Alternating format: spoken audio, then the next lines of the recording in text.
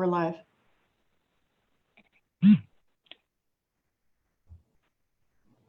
Alrighty. Yep. Okay.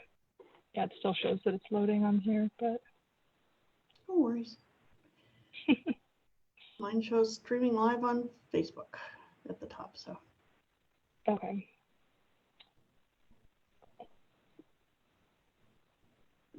I'm just going to get over to where the comments things are at, and we will get started.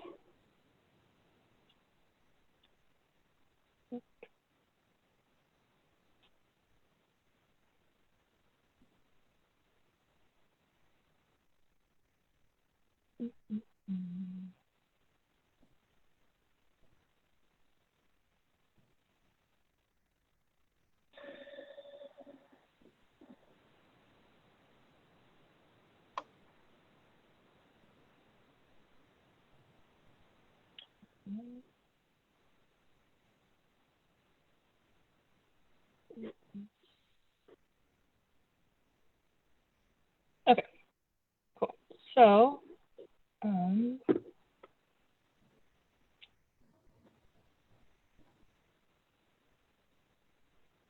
got to be, sorry for the delay, folks. I'm trying to get to the comments so we can see what y'all are asking.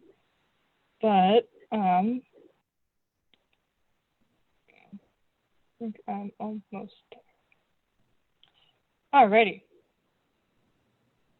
So, welcome everyone to today's Ask the Curator. My name is Katie and I'm the Interim Director Curator here at the Clerk Historical Museum. And today we're going to be talking with Lynn Sturgis, who's our Board Vice President. She's also a volunteer with the museum. Okay. She's also a volunteer with the museum and leads school tours as well. So with that, my computer's acting a little weird. Okay, sorry about that technical stuff. Okay, so with that, we'll go ahead and turn it over to Lynn. If you guys have any questions, feel free to put them in the comments section. I'll be keeping tabs on that and asking Lynn your questions. But in the meantime, I'll send it over to Lynn. Thanks, Katie. So hi everyone, my name, as Katie said, is Lynn Sturgis. I have volunteered at the museum for the last 3 years. My background for museums, I was an art major, but that's not why I love museums. I grew up all over the country in many different states, and anytime we moved, my dad always took us to museums.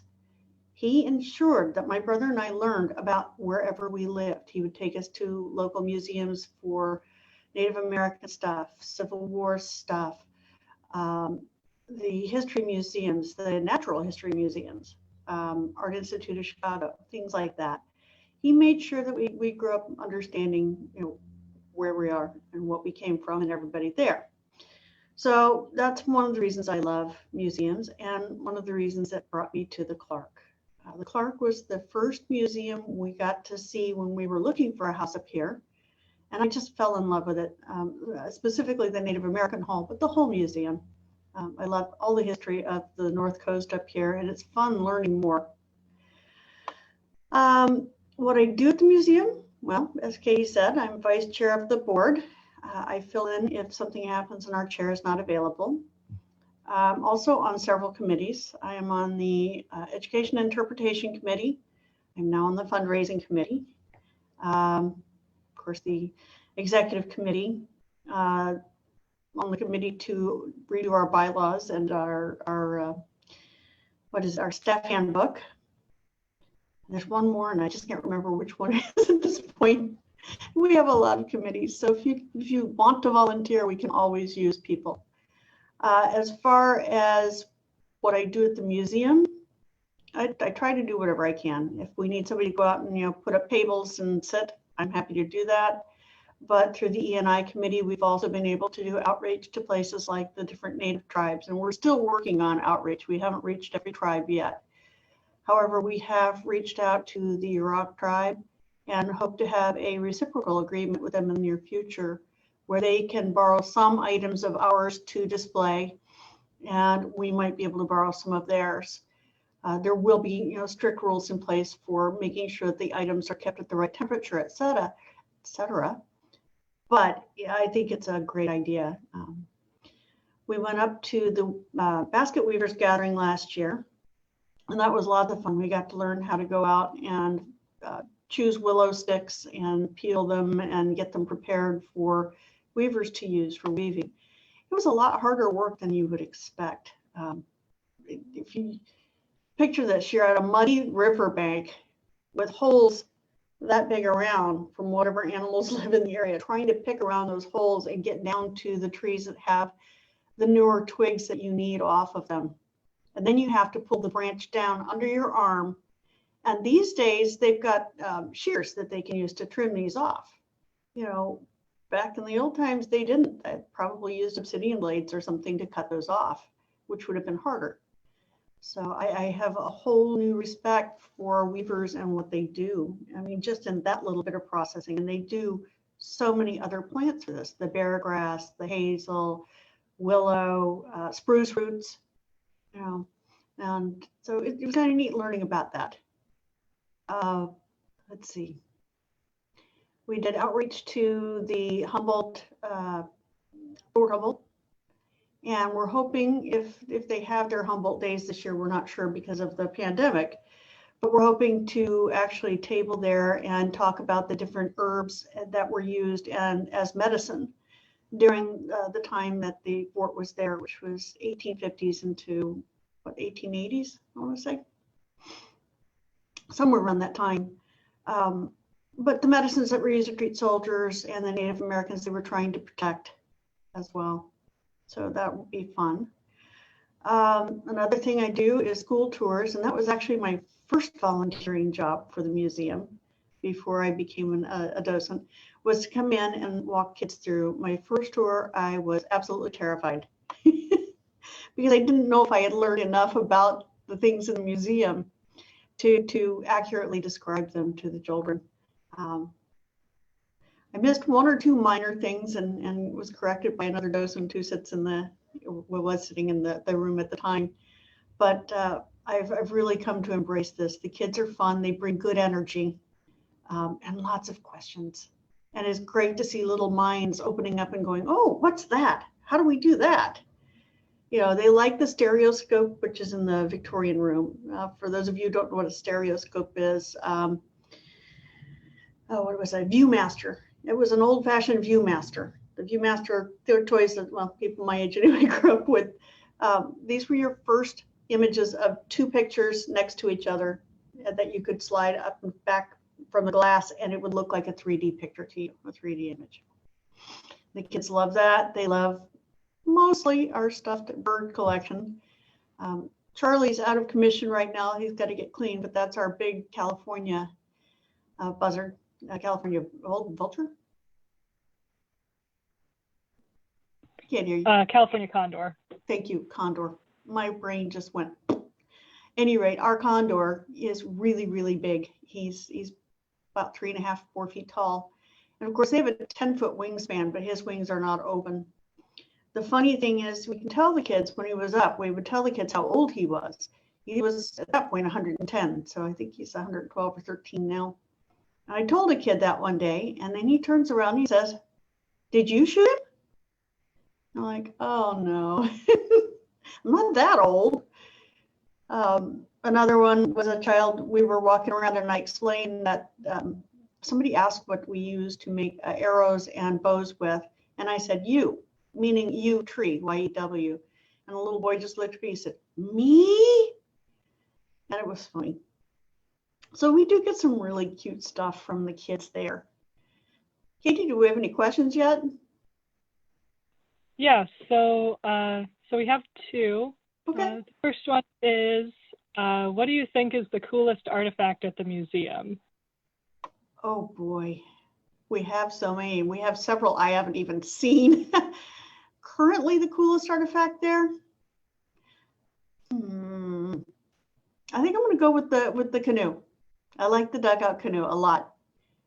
It brings a lot of life to the Native Hall especially, and it really attracts attention because it's so huge. So. Yeah, and something kind of cool about that canoe too is I think it went to one of the World's Fairs. Oh, wow. I might need to double check that, but I think that is part of its history. That's cool. I'll have to look that one up when next time I get into the museum. Cool. And then another question we have is, what's the most challenging thing you've run into when giving school tours? The most challenging thing is when we get large groups. If we get, say 30, 40 kids and they're not broken up into smaller groups, if we don't have enough chaperones, or the chaperones would rather watch the tour, it gets a little difficult. But we've done it, we've handled it. Like I said, usually we try to get them broken into groups of 10 or 15, and then 2 of us can take the groups and split them in pieces. So that would probably be the most challenging one. So. Yeah, I remember there was one time there was a group and there were some kids that got away from the chaperones, and I was kind of watching just to keep an eye on things, and one of the kids ran over and took a top hat off the mannequin. I was like, no, please put that back. Yeah. So and we had one recently where the kids all arrived early, and one was playing one of the pianos that specifically says do not play. So we got up with that one, just reminded them to gently treat the objects. A lot of these kids have never been to a museum before, and to me it's important that they come and they get to see this. They learn about this stuff, but they also learn proper behavior in public. They learn more about, oh, this is how we're supposed to handle things. Most of the kids we get are between, I'd say, 8 and 12. The older kids are usually a little better at it. The younger kids probably haven't seen a museum or haven't seen many. So we try to keep them going. We have a little book that we give them that they can go through the museum with at the end of the tour if they have the time. And sometimes the teachers will come in and do the scavenger hunts, and that's fun too, because the kids always come and ask you, where do I find the answer to this one? And so I get to walk them over and show them, well, this is what you missed. And it's cool, and it's fun. Another thing I like to do is the docent work, or do I have another question already? You have, let's see, so, part 2 of that most challenging thing for school tours is, do you think the age range of the kids makes a difference, for instance, kindergarten versus 4th graders? I don't think we've had as young as kindergarten, at least not while I've been there. I think the youngest we've had are like 7 and 8 years old, 2nd grade or so. Yeah, I vaguely remember like there was a school that wanted to bring kindergartners by, and I can't remember if it was just such a small group that they just kind of did their own thing, or yeah, I can't really remember, but it's mostly 3rd and 4th grade. Yeah. But yeah, the answer to that is yes. The older the child, the more mature they seem to be. Not always, but the majority of them. I try to keep an eye out for the kids with special needs. Oftentimes they'll have a chaperone specifically for them, but I will also try to include them in any conversations, etc., so that their peers understand that this is a peer of mine. This is somebody I could be a friend with. So hopefully they get that idea. Docent work is another thing I do. Technically it's a greeter, but I take it a little seriously. I like to walk people around the museum if they've got questions and time. Some people will come in and they'll say, no, I don't have time. I just came in to look for 5 minutes and I've got to go, which is fine. But sometimes people want to stand and talk about different items and learn more about them, which is really fun. We get visitors from all over the world, so it's nice because you get a lot of different questions from different people. And it's interesting to see their perspective when they learn more about our history. It changes their mind about some things.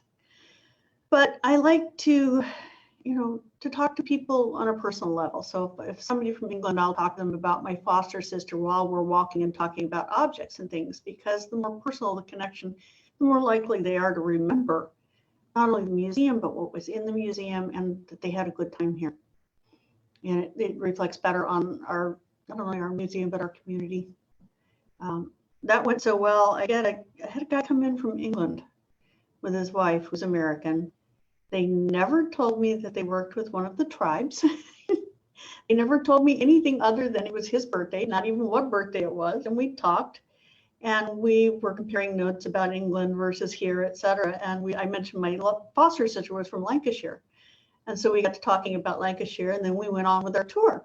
And about 2 weeks later, I get this book in the mail. And then if you can't read the front, it says Lancashire.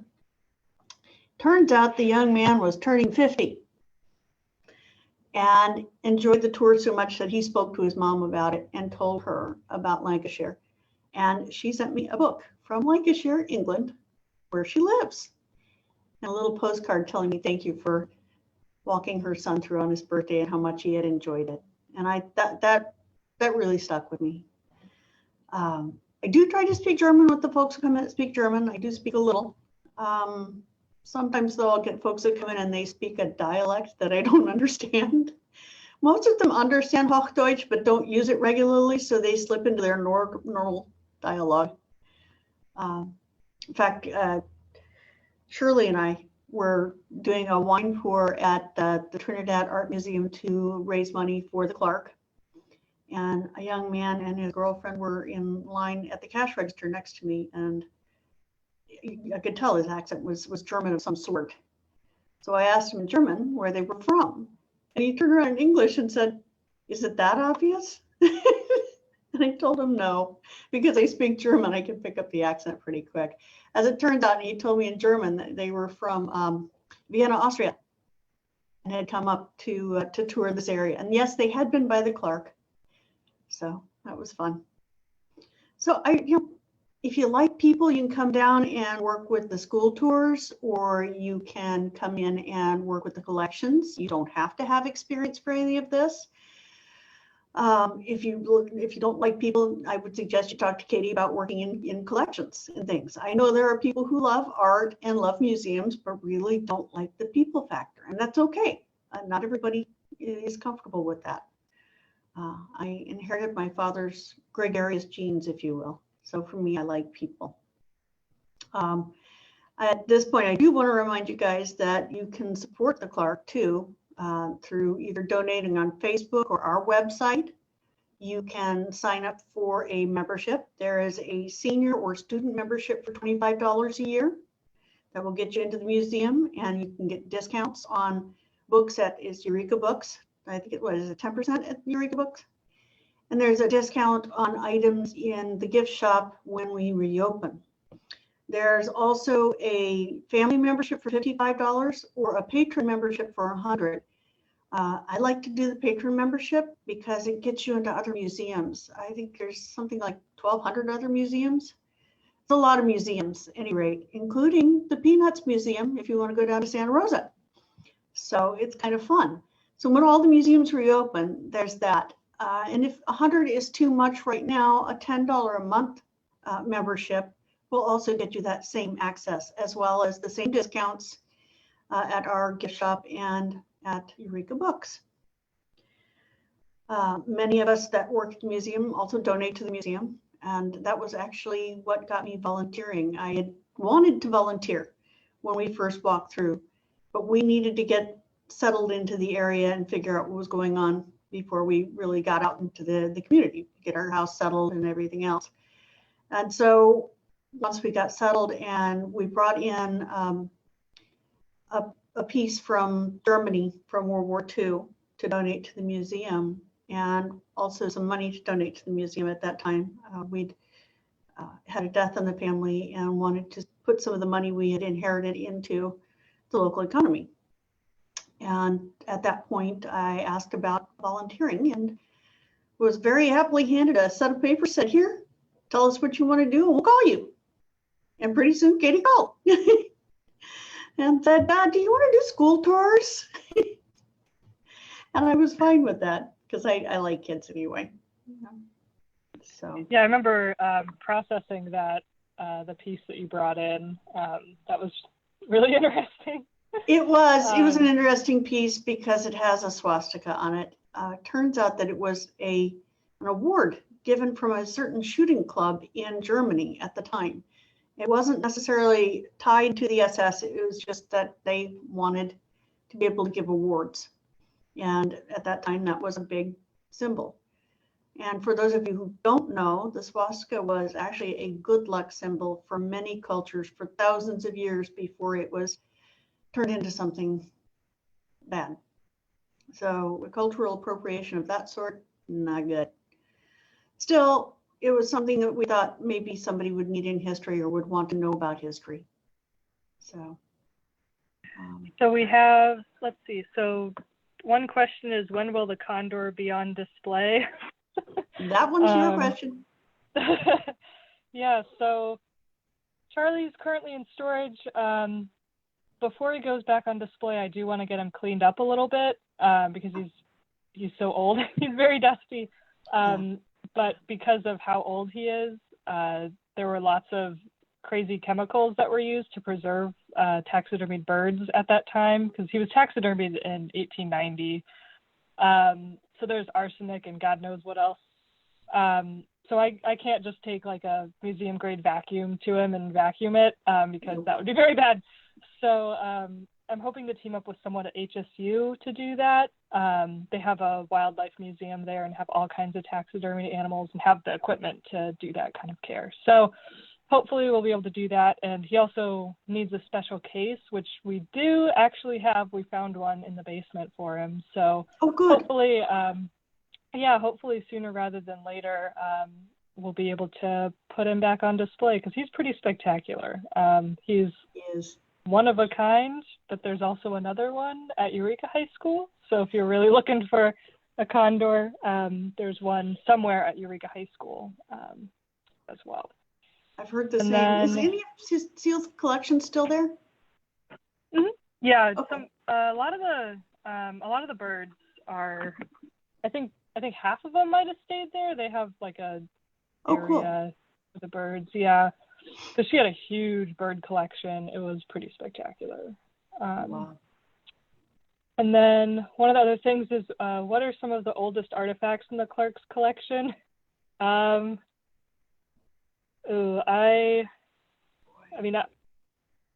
say some of our Native American stuff. Probably. I just don't have like any dates off the top of my head. No, but the Hoover collection, most of that was 1800s, some of it early 1800s. So if I had to guess, I would say some of that stuff. There might even be pieces older than that from other tribes, but because that's mostly Karuk, although some Yurok is in there. Trying to think of anything else older I might have seen in the museum, and I don't think so. I know there's on the main hall side, and I don't know that this is the oldest thing, but we have a tea set that was H.H. Boona. Some people say Boona. A tea set that belonged to him. And then I think we have an early 1800s. Our Kiwilata painting. Oh, yeah, that's a pretty old one. Kiwilata is the chief that first met the Gregg party when they came to the coast to find what they called Trinity Bay, which was actually now what we call Humboldt Bay. And that group came in, the 1849, they got together around Sacramento. It was a bunch of men from all over the country that wanted to find this bay. It was 9 of them. And L.K. Wood was among them, but Josiah Gregg was the man who ran that one. And for those of you who don't know, these men decided they were going to go overland rather than going up sea to find this. So they got pretty stranded pretty quick. They were not used to California type hunting and things, and they didn't know the plants and things that were edible. So they got all the way to the Mad River area and had run out of food. And the story, as I understand it, and Katie, you can correct me if I've got any of this wrong, is that they found what they thought was an abandoned native camp and helped themselves to supplies, food and blankets and whatever else. and then moved on down the river and woke up the next morning surrounded by a local tribe. It was their stuff. And the tribe was actually very friendly, said, you know what, we have plenty, you can keep it. Now, I don't know how they communicated, if they knew the language or if they communicated through signs or whatever, but they told them not to follow the river all the way down because there was another tribe nearby that was not as nice. They asked the men to go farther south and then go inland.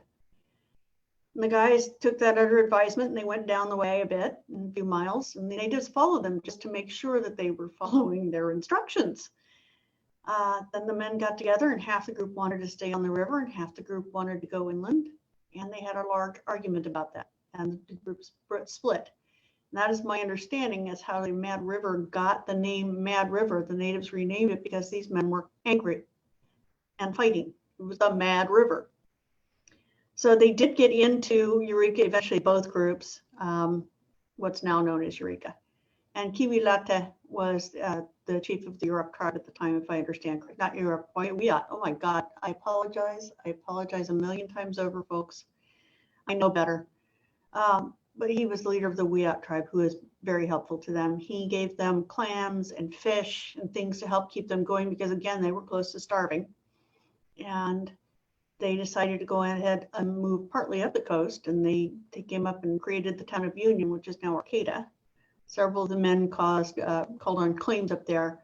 Somewhere in the process before they moved up north, L.K. Wood was traveling with them, exploring, and got attacked by a grizzly bear and badly injured. They took him to a pioneer cabin in the area, and those folks helped him recover for 2 months. And then he went back down to San Francisco for more medical treatment when he was able to travel before he came back up here. So the Wood Greg party had the picture of or a painting of Kiwilata done shortly after they settled Eureka. And it was done by one of the Shaw family, the folks who founded Ferndale. So try to keep a lot of that knowledge in my head. That's good. Do we have more questions? Let's see. So we got one asking, explain cultural reapportionment. I think that might be cultural appropriation. Or reappropriation? Okay, cultural appropriation is where you purposely take something from another culture and use it in a way that might be offensive. For instance, a lot of people use sage in their house because they know that Native Americans use that to help keep their home clean of bad spirits. So people have taken that on themselves to do this, but to many Native Americans, but not all. But to many of them, it's offensive because they have a specific ceremony about it. They have a specific spiritualism about it. And the way they see it is people are taking it and just doing whatever they want. And that makes it not as good to them. Another way you can do that is, as much as I love tribal designs and things, I would not go out and get a tribal tattoo because it has a meaning. And that meaning is not necessarily for me. It's something that's meaningful to the tribe and the people in the tribe. But it's not just with Native Americans. We do this with all kinds of cultures. So next time you're out and about and you look at things, for instance, I believe in a system that incorporates all beliefs. So I have an Om figure in my house, but that offended somebody recently because it was his spiritual symbol, and by my belief system not being the same as his, it offended him. And to him, that was appropriating his culture for something that I want. So I hope that's an explanation enough. And if it's reappropriation or reparation, we do try when we have items that we need to get back to the tribes, we do try to determine with the tribes what tribe it belonged to begin with and work with them to return things. Items that cannot be returned, for instance, some of our dresses that we use, we are loaning them out for dancing. We want to see any dress that can be danced out and done. so that that it's back in the ceremonies, it's back in life. It's got a spirit to it still, and we want to keep that spirit alive in the items. The dresses we can't repair. We're hoping to get a case that we can take them to the dances so they can be displayed at least. So, whomever asked that question, I hope I gave you the answers you want. If not, ask again, and we'll see if we can hit it. Yeah, I think that was it Okay. for that question. Dana says, I read about the naming of Mad River in one of those place name books. That was such a great anecdote. Oh, thank you. A version that I heard about that similar story about the naming of the Mad River was also like two of the people on the trip got in an argument, and then someone got their survey equipment tossed in the river. And that was how it got its name, Mad River. But I think that was like, I can't remember if I heard that or if that was written on the plaque that's at the overlook for Mad River. Oh, that's funny. I have never looked at that plaque. Yeah. Something new to do. That's cool. Yeah. Well, and a question that I always like to ask when we're doing these is if you could think of a dream exhibit that the Clerk hosted, either the main hall side or Neelis Hall or both halls, or what kind of exhibit would you want to see, or what topic would you want to see talked about? That's a difficult one. I mean, I would like to see an exhibit about the early days of how this town was founded, the early part that goes across both, well, all three halls. And you can even include the gun hall for this. But one that talks about, you know, what was going on with native life, and part of that can be in the main hall, and part of what was going on with settlers' lives in the middle. But just kind of an overview of the very earliest days. I know we talked about maybe even doing one like about fishing, stuff like that, possibly moving the canoe in the big hall and doing something that goes across those. So something like that would be good. But also things that remind folks that the land we're standing on is Weat, that the plot we're standing on is originally the vegetable garden for the settlers of the town, because it was a natural clearing. And I got that out of one of the Humboldt historians, so I know that one's right. I think they do their work anyway, their checkups on stuff. So something like that, I think. Just, you know, I love the history just of the museum. I don't know, most people don't know that it was a clearing for settlers for gardening. And then it was a hotel that had a shop in it, and then it burned down. And then it became a wooden bank, and then it became the Bank of Eureka, which was after the earthquake, and that's why it's made of stone. And then in 1960, it became the Clark Historical Museum. So. Yeah, and this year's the big 60th birthday of the museum being in that bank. So right. Keep an eye out for some fun things to come from that. In 2 years, it'll be our 100th birthday total. So, yeah, I know. It'll be fun. That'll be really exciting. Yeah. Well, something folks might not know is that we have ghosts. I've only run into 2 so far. There is the ghost of a Chinese woman or girl, we're not sure which, that apparently shows up periodically to visitors, and I've had one visitor actually see her, and he actually came looking for me to tell me, I saw her. He was shaking. But it was the 160th anniversary last month, or February. It was February. It was 140th or 160th, I can't remember, anniversary of a very bad time in Eureka history, and that was the massacres on Indian Island and in 2 other areas. And I happened to be walking a couple through that wanted to know more about the Native American stuff. And we were standing by the canoe talking about men's regalia when a fishing net, a large fishing net that's heavy and was completely propped against the wall, pulled itself away from the wall and landed back on the wall and made a big thump sound. And we all stopped talking for a minute. I looked at them to make sure they saw the same thing I saw. They did. And I'm just like, hey, it's one of our ghosts.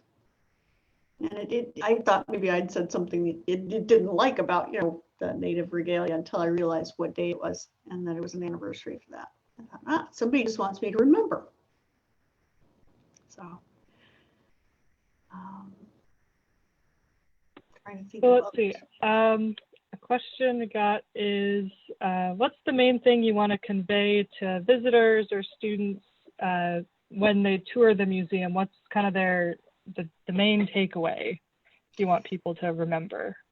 I want them to remember the history of our area. Not just Eureka, but Humboldt County. We do service a lot of it. It's important to know the history where you live. That way, you know what to repeat and what not to repeat. But I also want them to come away feeling good about where they live and knowing that we have such a rich history. And we really do. When you first move up here, it just seems like, okay, it's a small town.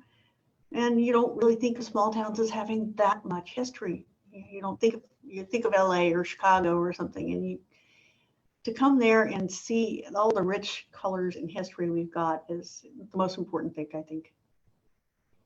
Yeah. And I'm just going to say that's something that I like about Humboldt County also, is that there's much more of a sense of place here. I grew up in Southern California, and you can't really walk down the street and say like, yeah, this building's been here since this town was, founded or whatnot. A lot of those buildings are just kind of gone. But here it's in the landscape. Yeah, things like the Amelia Carson Mansion that's gone now. It's nice that we have pieces of that history, so kids know at least what parts of it look like. But yeah, I love the history around here. I love that they're restoring so many buildings that are looking great out there. I mean, we've got a lot of culture here. And I like that it brings a lot of people from around the world. I'm always surprised at how far people have come. We've had people from Australia, people from Indonesia. We had 2 guys from Sri Lanka that came in last year. They were teachers, and they wanted to teach about stuff that we had, which was really cool. Yeah, so I walked them through the entire museum. We didn't have the armory open yet, but what we did have open, I walked them through and got them, answered what they could. One spoke English really well, and one spoke maybe 3 or 4 words here and there. So. Oh, that's really cool. I think I met a couple people from like Amsterdam, I think once, and they walked in and were like, we're here to see the Neelis Hall, and I was like, okay, yeah, it's just over there. And they were like, cool, yeah, we traveled from Amsterdam to see this, and I was like, wow, okay. Oh my gracious. So that's always really special to see that kind of stuff. We get a lot of questions about Neelis specifically. I do get people coming in specifically for, in fact, we had somebody upset while we were redoing one of the displays in there. She was upset because she had come specifically to see that display that we had just taken down. Unfortunately, we do need to rotate things from time to time. Materials need cleaning, they need looking at, sometimes repair. And we also like to keep things fresh so that if you come to the museum in 2 months, you come back, you see something different instead of seeing the same thing every time you come in. So, yeah, it's really neat meeting people from all over. Do we have any more questions, Katie? What's your favorite thing in Neelis Hall? I've got 2 baskets that are my favorites. I know. There's a lot of things in Neelis that I love, but there's 2 baskets that are my favorite, and they're really intricately woven with maidenhair fern. And that tells me how difficult that was. They were I think they're, Lucille, what's her last name? I can't remember also. Lucy Hickox? There we go. Or Elizabeth Hickox? Yeah. Hickox? Yeah, it was either hers or her mom's that there are a couple of the lidded baskets that are made with so much maidenhair fern, and that is really tough material. So they had to really work that hard to get those in. So you'll know which 2 I'm at. They're in the hover case right now. Brittany had taken them out for a while. Those are the Lizzie Hickox baskets, yeah. Lizzie, okay, thanks. One of them. Speaking of the Hickoxes, when we were up in Karuk territory up at Happy Camp, we went through their museum up there and was walking through with one of their docents. And she was bringing up Lizzie Hickox. And I asked, was she married to crazy Luther Hickox? And she stopped and she stared at me and I realized, oh my God, I just said something offensive. It was not meant to be. It's just the way the man has been described in everything I've ever read about him.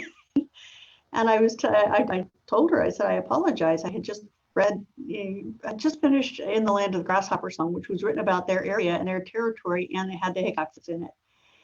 And she started laughing at me. And she said, oh, he was crazy. I just didn't know you'd know who he was. So apparently he was a great uncle to her husband. So she obviously knew all the stories. For those who haven't read In the Land of the Grasshopper Song, Luther Hickox was a Native American who had the attitude that if I want to buy something, I don't necessarily have to pay my tab later. He would show up at the store with a gun and say, I'm not paying my tab, you overcharged me. He did that one too many times, and the store owner took his gun and put it on the counter because he said, I'm going home to get my gun and I'm coming back. So the store owner shot the very next guy who walked in the door. And it wasn't Luther. And so Luther actually got charged with that because he started it all. And he had to pay $100 because back then that was the reparation for killing somebody. You paid the family $100 and that was the end of it. So. Wow, I didn't know that. Yeah, it was rather interesting. Yeah, there was in the 90s, there was an exhibit, I guess at HSU, with Hickox baskets and kind of talking about her as a weaver and kind of her story. And it was an interesting kind of read because she had been interviewed, she and her mother had been interviewed. Her mother was one of the children who made it out of the Indian Island Massacre, which was really crazy. Yeah. Yeah, so that's pretty incredible. And she was oftentimes touted as the most famous basket weaver from this area, but when she was making baskets, many of the people in the area, well, I mean, there were people in the area that knew she was a good basket weaver, but outside of the area, there were a lot of people that knew about her because of her basket weaving. She'd make them, she'd sell them, they'd end up in Southern California. Grace Nicholson was a collector, was kind of her patron. I've kind of seen her referred to as. And so, so a lot of her baskets ended up out of the area, but were highly valued. Cool. Well, that's good to know. So, yeah, those are my two favorite pieces. So, let's see, anything else? Any questions yet? I guess one other thing was, how do schools sign up for school tours? I'll kind of mention that. So we are closed right now, so we're not doing school tours. But we are doing plenty of virtual tours. Those are getting posted onto our Facebook and our website. We're doing these kinds of videos, ask the curator, ask, people on the board and volunteers and things. So those are kind of some options for classes or teachers who want to kind of bring their kids to the museum but can't right now. And then once we do reopen, we'll be following county guidelines on group assemblies. So that it might be a while before we host a school tour just because of COVID and everything. But keep tabs on our website. We're always posting things up there, resources that are connecting you with other museums and other archives and things like that. So just to kind of get that out there. Let's see, I think if you have any questions, speak. No worries. I have a favorite story from when you had one of our exhibits last year was the different enterprises from 1850 to 1915 or 1910, somewhere in there. There was a mule pack And it gave me a favorite story because I spent some of my time rereading the old Historical Society books that we have, or magazines that we have. And one was about a guy who came home to Bridgeville from World War II. And he was on leave. He was going to have to go back after a few days. So he went out to just have lunch on a big rock overlooking a valley area. And he sat down to have his lunch and didn't realize there was an old man sitting on the rock just down the way from him. And when he caught his attention, the old man just looked at him and said, "I know your family." And he said, "How would you know my family?" He said, "Because I brought your grandmother up from San Francisco for your grandfather. When he was looking for a wife, your grandfather went down there and he'd met a woman and he had her brought up by ship, and then she brought a bunch of furniture. And so one of the pieces of furniture was a big dresser with a beautiful mirror on it. And this had to be put on a pack mule because back then trains didn't come up here. You had no taxis. I don't even know if they had well, they probably had the steam mules, but those wouldn't have been good for bringing stuff around. So you still use mule pack to get places like Bridgeville. And so the mule guys, I'll do what I can. And he started packing the stuff up, and the mule that was on went around a corner, and it was about to slide off a cliff because it was just so heavy. It had unbalanced itself. And he had one chance to make a decision: lose the mule or lose the dresser. And he decided he wanted to lose that dresser real quick. And he cut the straps, and the dresser went down a cliff. And he said, "Your grandmother never forgave me for that." Well, the guy said, I'll tell her that, that you talked to me. And he said, "Oh, your grandma's still alive?" And he said, "Yeah, would you like to see her?" And he said, "Well, I just got out of the hospital and I'm not going to live for very many more days, so probably not, but tell her, I said hi." So the guy did go back and talk to his grandmother in town and found out that she had forgiven the man many years before. And it was just a family story he'd never been told. But yeah, there's lots of fun stuff, a lot of fun history up here. So,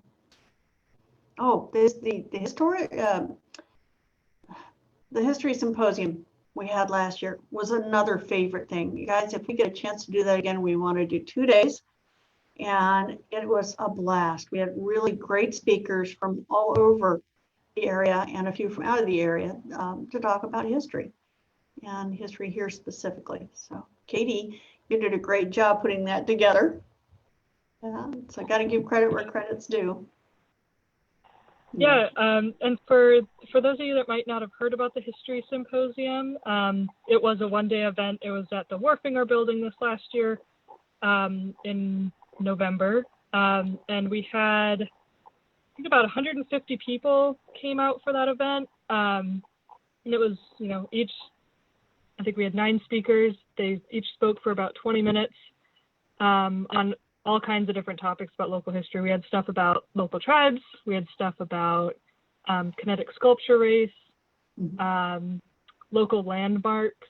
Someone talked about mining trails, I think, in Redwood National Park. So it was kind of a whole spread of topics. And this year the plan's to make it a 2-day event. But as for being in person, it's probably not going to be in person. We're kind of still discussing the logistics of how we want to pull that off. But keep an eye out for it. It's jointly hosted by the Clerk Museum and by the Humboldt County Historical Society. So if you follow either of us or both of us on social media, or you check out our website, there'll be more information posted there. Will we still be doing the dual membership? We haven't talked about that yet. So yeah, last year there was an offer for people who attended the event. You could get a dual membership to the Clark and the Historical Society for $100. And the membership for the Clark side of the thing was you'd get the patron membership. So you'd end up saving a good bit of money being able to be a dual member. So we still need to talk about that, but it'd be really cool to bring it back. Cool. And let's see. So I see one question. What about a virtual tour with one of the docents, maybe one geared towards kids? That could be cool. That would be just cool. have to, follow safety protocol. Well, we might be able to do a two-tour thing. Maybe somebody like Nancy, who's more happy to do the main hall and the Victorian Hall, and then have either Shirley or Rachel or someone come in that could do Mila's Hall from that perspective. And if Shirley does it, she could bring Isabel. Yeah. One of our junior docents for those. Anybody who missed last week, you missed meeting Isabel, one of our two junior docents. Yeah, and that video, along with this one and the 3 previous that we've done, are all saved on our Facebook. They're available on our website, so if you missed it, they're also available on YouTube. I think Shirley's video is going to have to go up, and then this one's also going to have to go up, but it'll be up soon. So be sure to check those out. And if you have any questions, feel free to add them in the comments section. We do check, and we can always get questions to our interviewees. Yeah, so I guess, do you have any closing words? Wow, didn't realize time is flying that fast. Yep. No, just come on down when we reopen, folks. And in the meantime, enjoy our virtual stuff. Join our Museum at Home. If you're not seeing it, follow the hashtag Museum at Home on Facebook and Instagram. And some of us are sharing pictures of things at home that are along theme lines. And we'd like to see what you've got at home that's part of your museum, part of your world, and share with us. So thank you all for your time. Thanks for doing this with us, Lynn. You bet. And, so, cool. All right. So, yeah, and we'll see all you guys here next week, 2 p.m. Friday. I'll be the one in the hot seat, so if you have any questions, fire away. Cool. So until then, we'll see you then, and thanks again, Lynn. You're welcome. Bye. Bye.